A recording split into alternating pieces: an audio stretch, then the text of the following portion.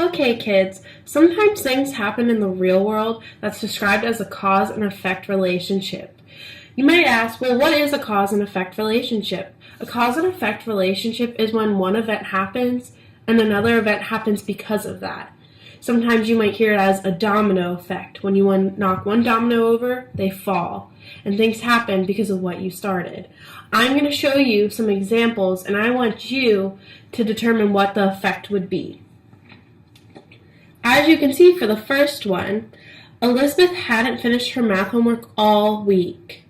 Now students, a typical effect, what you would think is her teacher might be a little mad at her and ask her to make it up. Or she might not let her make it up at all since she didn't complete it. The next one is, during the soccer game, Jordan called the opposing team's player an inappropriate name. Now what's something the referee might do? The referee might eject that kid. And then another one, Ezra argued with her father about turning off the video game when time was up. What do you think her dad did? Her dad probably yelled at her. And it doesn't take much time to figure out the result of not doing your homework, calling a student an inappropriate name, or not listening to your father. Now, I would like to talk about the cause and effect of tornadoes, and that's what our lesson is about today. As I told you, we're going to be learning about cause and effects of tornadoes today. Now, I have a question for all you students. Have you ever seen a tornado in real life? Have you ever been close to a tornado in real life? Or have you ever seen a movie about tornadoes, such as Twister? Now, please turn and talk to your neighbors and see what they know about tornadoes. I heard some great answers out there, and as some of you may know, not all of your answers may be right, but some of you may be right, or there might be answers not shared today that we may learn about today. Now, I'm going to ask you to say out loud some potential causes of tornadoes, and I'll write them down if they're correct on my whiteboard and share them with the class. I'll call on you with ideas.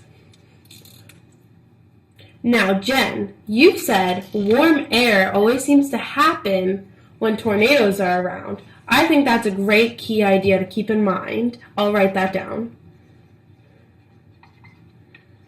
Now, I have a question that may lead to a cause. What usually is happening before a tornado comes? And what I mean by before, what's the weather usually like outside? Yes, Mia, you're right. It's usually typically a storm or a thunderstorm of sorts. A tornado usually never just appears out of nowhere. There's always a cause even to that tornado, and the tornado is an effect of that cause. See what I mean? So not always is that cause the effect. So one cause can lead to another cause, but they all create effects. So this thunderstorm could be a cause of our tornado. I'll write that down.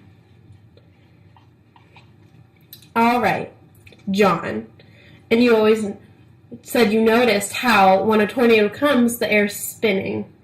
And the tornado doesn't just come straight down horizontally, it's spinning. So you're also taking note that the air is spinning, so you're getting really close by using the term wind. And I really like that idea. So I'm going to write that down as well.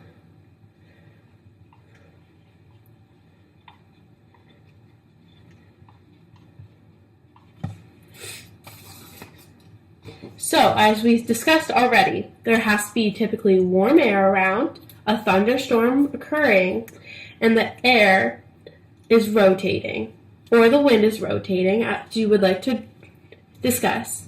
Now, I'm going to hand you out a Post-it, and I would like all of you to write those three things we discussed onto your Post-it. Warm air, thunderstorms, and the air starts to spin. And we will get more and more on our Post-its today. Now, students, I would like you to turn to page 282 in your Content Literacy textbook, and you will find the reading tornado in there, and it's going to cover some ideas of maybe the effects of tornadoes and the causes of a tornado. And I will read the first paragraph to you out loud right now, and please listen carefully because we're going to jot down some of the causes after reading. What is a tornado?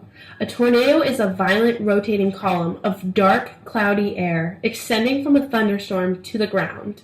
The most violent tornadoes can cause tremendous destruction, with wind speeds up to 300 miles per hour. They may be as large as a mile across and stay on the ground for dozens of miles. Most tornadoes, however, have wind speeds of about 100 miles per hour and are only 200 to 300 feet across. Whatever their size, tornadoes are always very dangerous and can destroy large buildings, uproot trees, and throw cars around like toys. Now, we see that a cause is a tornado. So I'm going to have you all write this down on your Post-it right now in the cause column. And from that first paragraph, what were some causes of a tornado? We said it can destroy large buildings, so that's an effect. Write that down in your effects column. Yes, Mariah, you are 100% correct. It can also uproot trees. That's also an effect. And it can be a very damaging effect if that tree runs into something else. And yes, another effect of a tornado is it can throw cars around. That's really dangerous. Can you imagine walking outside and a car coming at you?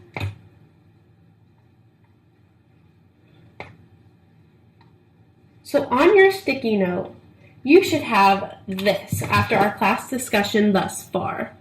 We have the causes of warm air, thunderstorm, air starts to spin, and a tornado. And the effects of a tornado are it destroys buildings, it uproots trees, and it throws cars around like toys.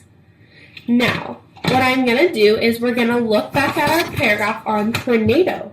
And we're now going to read the section of how do tornadoes form.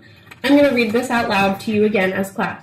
Please listen closely to what are maybe some of the causes of a tornado. How do they form is what I'm kind of getting at now. Tornadoes are generated by severe thunderstorms in the early spring and summer. Warm, moist air moving north from the Gulf of Mexico runs into cool, dry air moving south from Canada. When these two air masses meet, they create a storm front of towering clouds, rain, and lightning. The strongest and longest-lived thunderstorms are called supercells. The cold air in the supercell lifts the warmer air high into the air, while the opposing winds make the clouds begin to rotate. Sometimes the rotating supercells create smaller, tightly rotating columns that look like funnels. These funnels can descend to the ground as tornadoes. Now, students, I'm going to have you turn to your partner and discuss how do tornadoes form. And that's going to be added into our cause column. Do not write any of your answers down until we discuss them as a class. Now, please turn to a partner and discuss. Now, Jim, I heard you mention that one of the causes of a tornado is spring and summer. Well, yes. Technically, in spring and summer, there's higher rates of tornadoes, but that's not necessarily required for a tornado to form. So that isn't essentially a cause. Now, granted, I heard Simon say that supercell thunderstorms are a cause of tornadoes. Now, that's correct, because we even said earlier how a thunderstorm is always present when a tornado forms. But the biggest key word here is that thunderstorm supercell. Those are the exact kind of storms that cause tornadoes. So please write that under your cause column.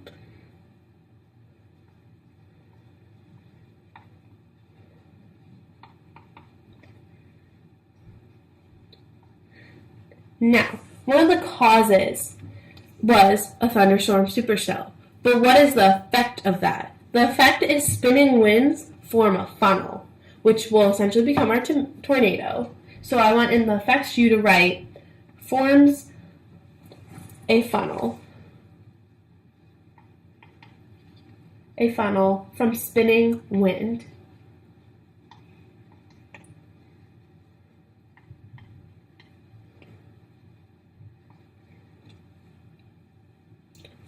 And one of our last causes read in this article is a funnel cloud touches the ground. Now, do you see how our effect is now becoming a cause? Like I said earlier, it's like a domino. When one knocks, it keeps going. And you have to remember that until it stops. The last domino is knocked over. So our last domino is the funnel cloud is touching the ground.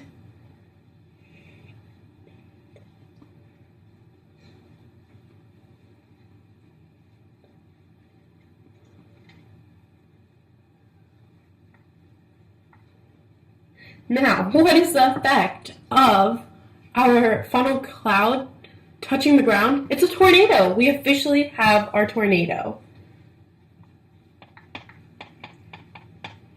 And now, for your Post-it, this is what we should have so far that we added, is that we have the same thing with the tornadoes and what their effects were, and now we have the thunderstorm supercell, which forms a funnel from spinning wind.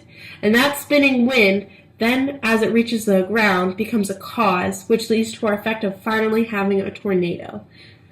I'm going to have you turn to page 283, and I'm going to have you read alone Tornado Damage, the F scale, and learn about how the different types of tornadoes cause different types of damages. And once you are done reading, please look up at me so I know you are finished. And then eventually I will have you turn to a partner and we'll collaborate. From the reading, we have now learned that the faster the winds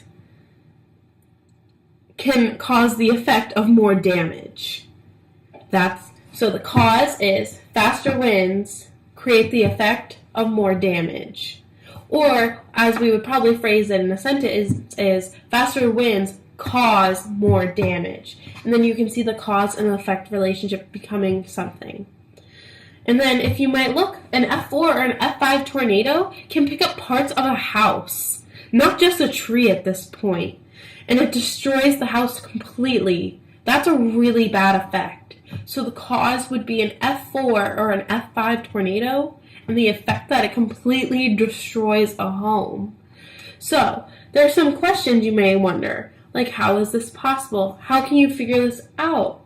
How does a scientist determine how strong a tornado is? Well, if you might look, that there has to do with some wind speeds. And you are always welcome to do more research on this topic. And I would like you to know that you have done a great job determining cause and effects of a tornado. I would like everyone to turn in their Post-it. But before you turn in your Post-it, I would like you to add more causes and effects on a new Post-it I'm about to give you. I want you to add causes and effects from the tornado damage, the F scale.